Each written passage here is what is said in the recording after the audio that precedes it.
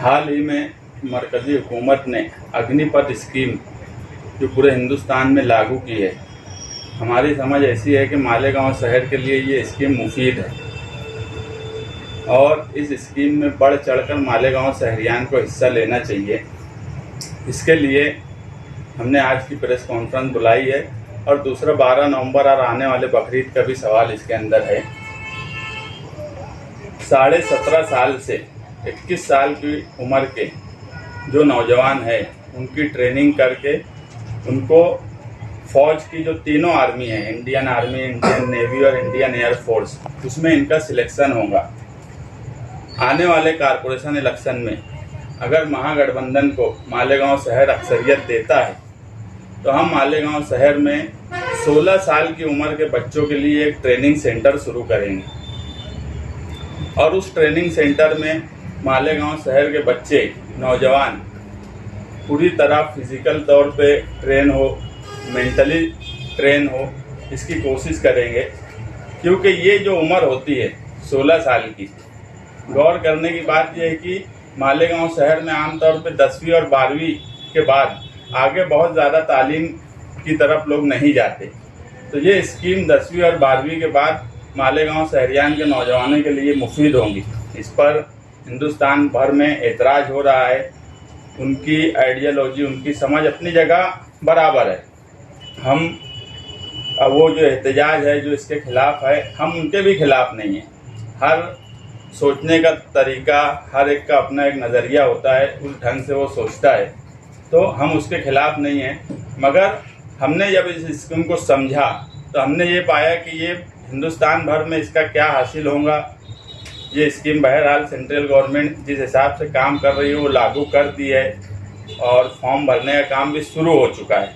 ऐसे वक्त में इस स्कीम से दूर रहना, ख़ास तौर से मालेगांव शहर और हिंदुस्तान भर के अक़लियत इस स्कीम से दूर रहे, ऐसा नहीं होना चाहिए।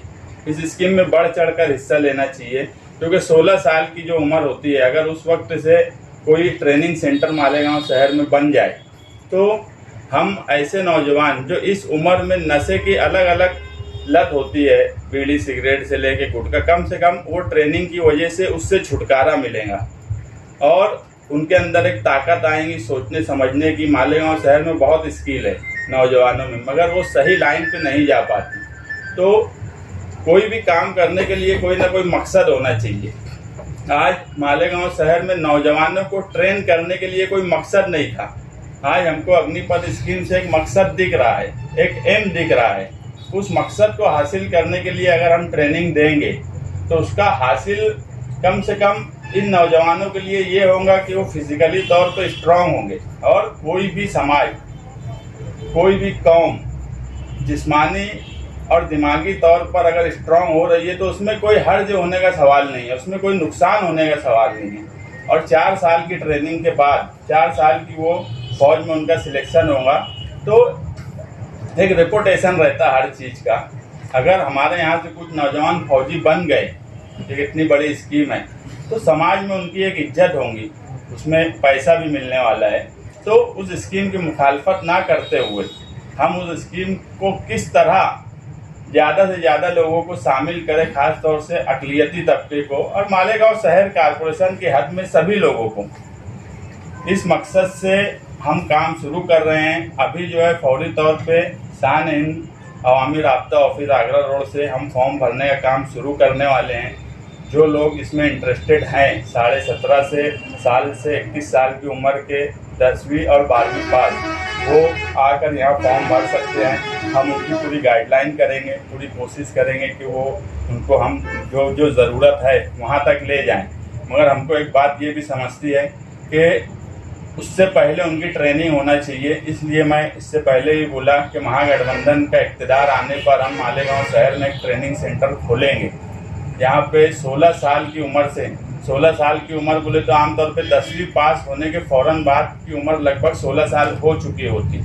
ऐसे नौजवान को ट्रेनिंग देने का काम शुरू करेंगे ताकि उनका मुस्तकबिल, अगर वो फौज में ना भी उनका सिलेक्शन हो पाए तो बहरहाल वो फिज़िकली और मेंटली स्ट्रांग रहेंगे। उनको दूसरी तरफ वैकेंसीज़ का मौका मिलेगा, दूसरी तरफ काम करने का मौका मिलेगा क्योंकि दूसरे बड़े शहरों की बात ऐसी है कि वहाँ तालीम हासिल करने के दूसरे कई ज़राए हैं। मालेगांव शहर में 10वीं और 12वीं के बाद एक बड़ी तादाद तालीम हासिल नहीं करती, तो उनके लिए ये स्कीम बहुत मुफीद होंगी। इसलिए हम इस स्कीम का फॉर्म यहाँ से भर रहे हैं और आगे इस स्कीम में हम पूरी कोशिश करेंगे कि मालेगांव शहरियान को ट्रेन करके हम अफवाज में भेजने की कोशिश करें।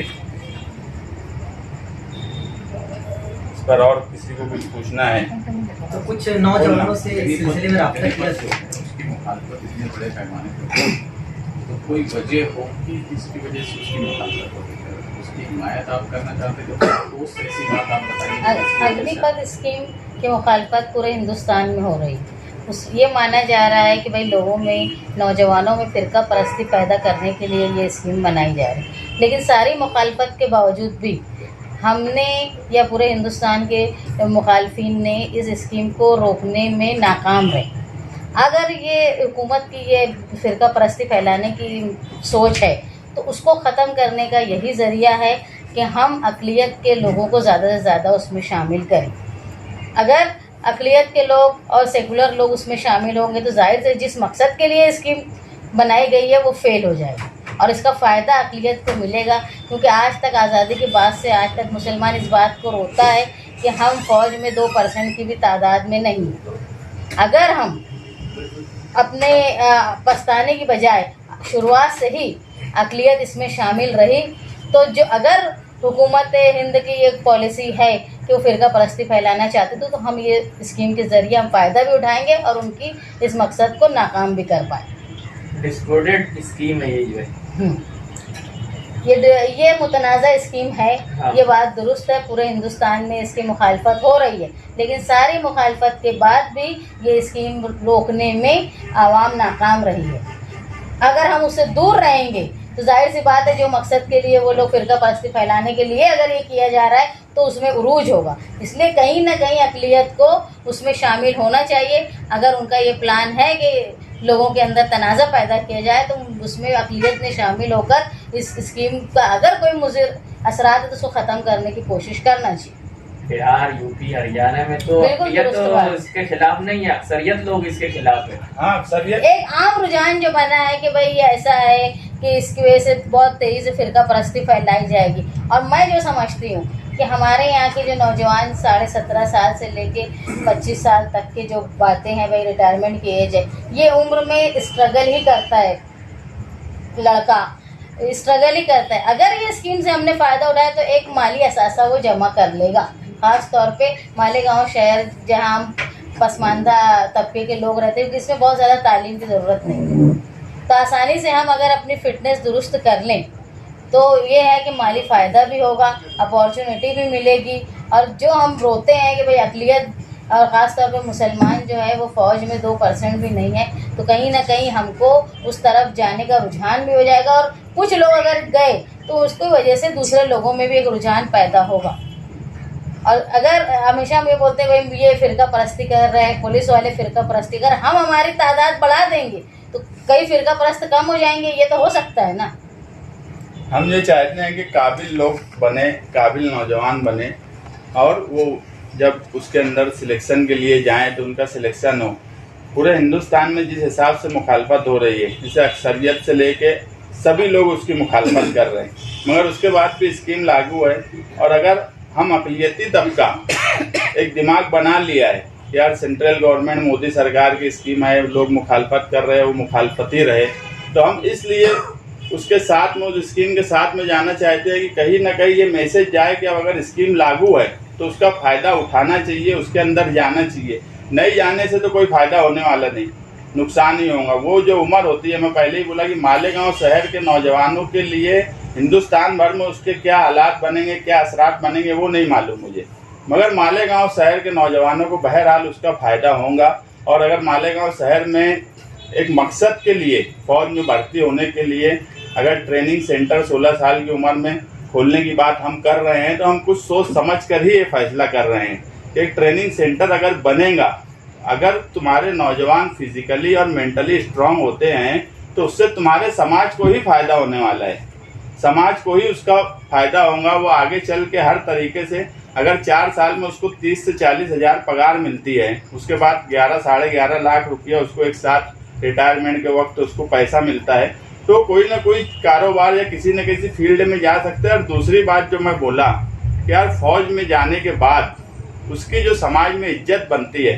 देखो एक बात ऐसी है कि एक जज होता है, जज की पगार महीने की ज़्यादा से ज़्यादा 2 लाख 2.5 लाख होती है। एक वकील बड़ा जो है वो महीने भर में ऐसे 25 केस लड़ के 50 लाख कमाता है, मगर बहरहाल जज की अपना एक रेपुटेशन होता है, अपनी एक इज्जत होती है। तो सवाल हर वक्त सिर्फ पैसे का ही नहीं होता, सवाल रेपुटेशन और इज्जत का भी होता है। अगर मालेगांव शहर से हम स्कीम में कुछ नौजवानों को भी शामिल कर दिए तो बहरहाल शहर में एक फ़ौज में से लोग आए, फ़ौज में गए, ये हमारे शहर का एक नाम होगा। और हम यही चाहते हैं कि फिजिकली तौर पे नौजवान स्ट्रांग हो, उससे दूसरी कई जो दूसरे मसाइल हैं, कहीं ना कहीं जो 16 साल की मैं बोला उम्र है उसमें ही नौजवान दूसरी तरफ जाता है, तो ट्रेनिंग सेंटर से उसको कई फ़ायदे होंगे। जो गलत रास्ता इस्तेमाल करता है उस उम्र में नौजवान, उस उम्र से मैं भी गुजरा हूँ, आप भी गुजरे, सबको पता है वो उम्र कैसी होती है। तो उसमें अगर उसको एक ट्रेनिंग सेंटर मिलता है और वो फिजिकली और मेंटली स्ट्रांग होता है तो इसमें किसी का नुकसान होगा ऐसा मैं तो नहीं मानता। अगर उसका सिलेक्शन नहीं भी होता तो भी मुझे नहीं लगता कि उसका कोई नुकसान है, उसका बहरहाल हर तरीके से फ़ायदा ही होने वाला है। लेकिन अगर कोई बगैर मकसद के कोई चीज़ शुरू की जाए तो वो मुमकिन नहीं होती। आमतौर पे तो फिजिकली मेंटली ट्रेनिंग ये सब होना चाहिए, मगर जब हम एक फ़ौज में शामिल होने के लिए एक बड़ी स्कीम है, उसमें बड़ी तादाद में लोग शामिल होंगे, हमारी ऐसी मालूमात है, तो उसमें इंटरेस्ट लेना चाहिए और उसके लिए हम फॉर्म भरेंगे। और हम यही चाहते हैं कि मुखालफत का जो ये तरीका था, कहीं ना कहीं से अगर वो स्कीम लागू हुई है तो उसमें शामिल हिंदुस्तान भर से लोग हों, खास तौर से अक़लियती तबका। इस मकसद से प्रेस कॉन्फ्रेंस बुलाई गई है। अब इस सवाल पे अगर किसी और को पूछना है तो पूछें, फिर मुझे 12 नवंबर पे उस पर बात करना है। मुझे ये भी सामने आ रही है कि 4 साल फौज में रहने के बाद जो आर्म ट्रेंड नौजवान रहेंगे वो 4 साल के बाद समाज के लिए खतरा भी हो सकता है। क्या खतरा होंगे समाज के लिए? आर्म ट्रेंड अगर नौजवान है तो किसी भी तरीके से हार्मफुल हो सकता है समाज के लिए। वो तो 4 साल के बाद उनकी जॉब की कोई गारंटी गवर्नमेंट ने नहीं दी है। वो गारंटी नहीं लिए, मगर उसको पैसा मिलेगा। ऐसे कौन से तुम्हारे नौजवान 26 साल की उम्र में नौकरी पा ले रहे मालेगांव में? अगर अपनी पाकिस्तान या चाइना से वार हुई तो जो ठेके वाले हैं वो जाएंगे लड़ने, बोलेंगे कि यार हम तो ठेके में 4 साल बाद हमको रिटायर कर देंगे। अरे यार देखो, वकील नहीं रहेंगे ये। मुल्क का जब सवाल है तो फौज में आदमी हो कि ना हो, उसका एक तरीका है कि कौन कब लड़ेगा। अगर जब मुल्क पे ही हमला हो जाए और मुल्क के ही लड़ने की बात आए तो तुमको और मुझे भी एक वक्त हो जाएगा कि अगर लड़ना पड़ा तो लड़ना पड़ेगा। पहले फौज लड़ती है, बाद में तो पहले फौज ही लड़ेंगी ना। जब तादाद कम हो जाती है तो शहरियान की भी जरूरत पड़ती है। ये ऐसा है कि जो लोग ट्रेनिंग लेंगे तो उनके अंदर कुछ तो जज्बा आएगा मुल्क का।